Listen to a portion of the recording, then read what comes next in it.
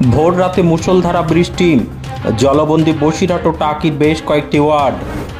উত্তর 24 পরগনা জেলার বসিরহাট মহকুমার বসিরহাট ও টাকি পৌরসভার অধিকাংশ ওয়ার্ড এক হাঁটু করে জল। কোথাও রাস্তায় জল জমে গেছে, আবার কোথাও ঘরের মধ্যে জল ঢুকে গেছে।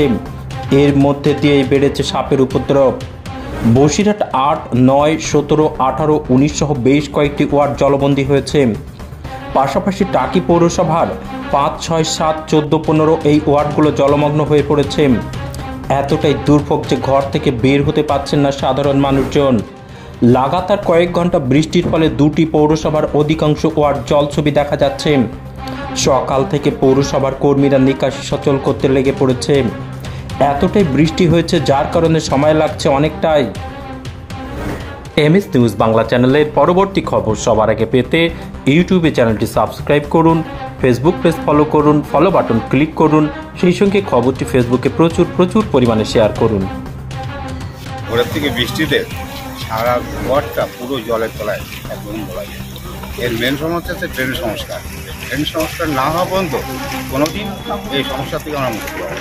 মানে বিভিন্ন ঘরের ভিতরে জল? হ্যাঁ, অনেক বাড়িতে ঘরের ভিতরে জল ঢুকে যাচ্ছে। এমন এমন জায়গায় আছে। কি সমস্যা হচ্ছে?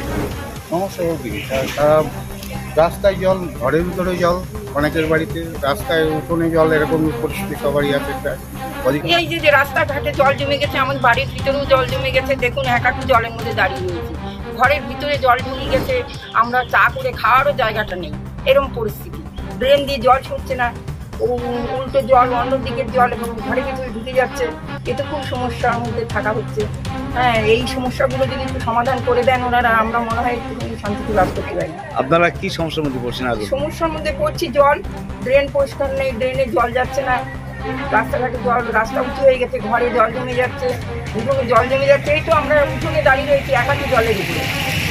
আপনার আজকে ভোর থেকে বৃষ্টি শুরু হয়েছে মুষলধারে, আর যেহেতু ড্রেনের অবস্থা খারাপ, আপনি দেখতে পাচ্ছেন পুরো একদম জলময় আর কি। বাড়িতেও জল, ঠিক আছে, রাস্তা উঁচু হয়েছে ঠিকই, কিন্তু ড্রেনের ব্যবস্থা ঠিক না থাকাতে রাস্তাতে জল থেকে যাচ্ছে আর বাড়িতে ঢুকে যাচ্ছে।